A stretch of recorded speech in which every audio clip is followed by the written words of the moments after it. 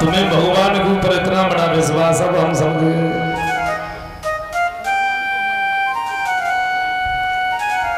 कलश वाली कन्या खड़ी हो जाओ।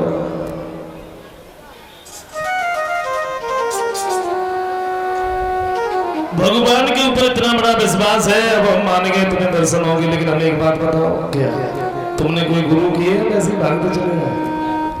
बोले बाबा जी गुरु क्या होता है मुझे तो नहीं मालूम। बोले तपस्या करके भगवान शंकर के समान क्यों बन जाओ, जब तक गुरु नहीं है भवसागर से पार नहीं होते, दूसरे भगवान के दर्शन भी नहीं होते।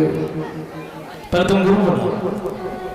ध्रुव कहते हैं गुरु बनाने के लिए हम कहा जाए, ऐसा न करो, थोड़ी देर के लिए तुम्हें गुरु बन जाओ। तो ऐसे नारद गुरु बने, इन्होंने द्वादश मंत्र दिया, ओम नमो भगवते वासुदेवाय। बेटा तुम इसी मंत्र का जाप करते रहे। अपने ही हाथों से बड़ी सुंदर कुटिया बनाई है। भगवान की तस्वीर को बताया, वैसे नारद तो वहां से चले गए। ध्रुव ने उस तस्वीर को अपने हृदय में बसाया, तपस्या में लीन हो गए। 3 दिन तक ध्रुव बैठे रहे। 3 दिन के बाद में इनके नेत्र खुले तो क्या देखा है, सामने फल पड़ा है, खाया, जल पिया, बैठ गए। 5 दिन हो गए, फिर ध्रुव के नेत्र खुले। उसके बाद में 12 दिन हो गए, फिर ना ही तो जल पिया ना ही फल खाया। ध्रुव ऊपर को हाथ करके खड़े हो गए, एक पैर पर श्वास को खींच करके ब्रह्मांड में रोक दिया, श्वास लेना ही बंद कर दिया। तो चारों तरफ को हराम मच गया।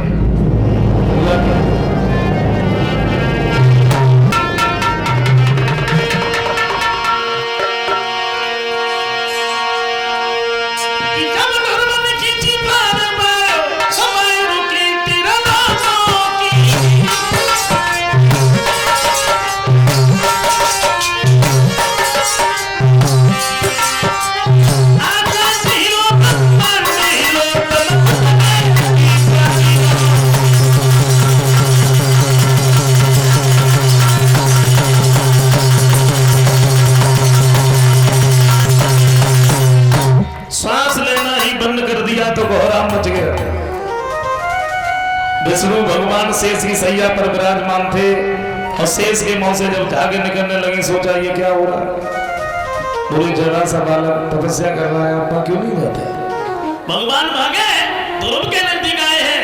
क्या देखा, ध्रुव ऊपर को हाथ किए खड़े, आवाज लगाई, बेटा ध्रुव आंखें खोलो।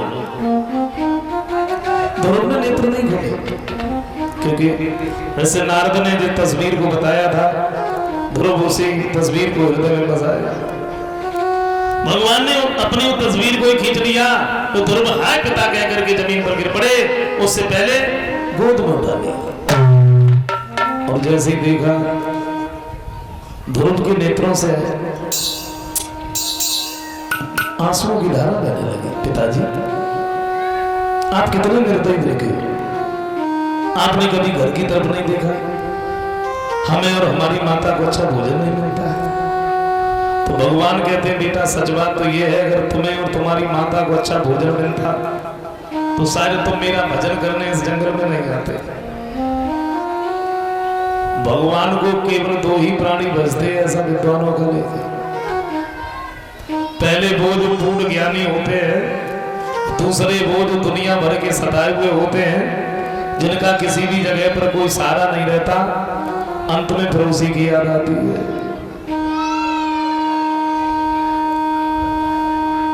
हम ये नहीं कहते कि लोग भगवान को नहीं मानते, सब लोग मानते हैं। लेकिन एक बात देखियो, हम लोग कई तीर्थ यात्रा पे या कई मंदिर में बहुत बाद में जाते हैं। पहले घर पे बैठे कह लेते हैं भगवान हमारा जी काम बन जाए तब आए। कब आए? जब कोई काम बने तब। अच्छा काम बन गया फिर भगवान को पागल समझता है। क्या बताएं प्रभु, समय नहीं मिल रहा है, आऊंगा जरूर, भूला थोड़ी। अगर समय निकाल के कहीं मंदिर में पहुंच गए, देखना जहां भीड़ भाड़ थोड़ी होती है, अगर उस मंदिर में पहुंच गए तो जूता ऐसी जगह पर उतारे जाता है तो सामने से भगवान जी दिखाई पड़े और जूता जी दिखाई पड़े। और हाथ जोड़ के फिर बड़ी सुंदर वंदना और करते क्या, त्वमेव माता, अब झूठों की तरह, पिता त्वमेव, फिर भगवान की तरफ। समझ में नहीं आता। और मुझे तो ऐसा लगता है एक देवता के आगे सारे देवता फेल हैं, और वो है पेट देवता। सब देवता फेल है। परमात्मा ने शरीर बड़ा सुंदर बनाया, बड़े सोच समझ के बनाया। अब देखो कमी भी नहीं कहनी चाहिए, क्योंकि पेट ना होता तो कुछ भी नहीं होता। पेट बना दिया। अच्छा एक बात देखो, पेट में अगर थोड़ी सी तकलीफ है तो हाथों पेट की तरफ जा, घुटुओं पेट की तरफ जा। और पेट एक ऐसा निश्चिंत है, बैठाओ से कोई मतलब ना। व्यापार में घाटा लग जाए कोने में बैठ के तुम रो, पेट को कोई चिंता ना, बाय भरो। एक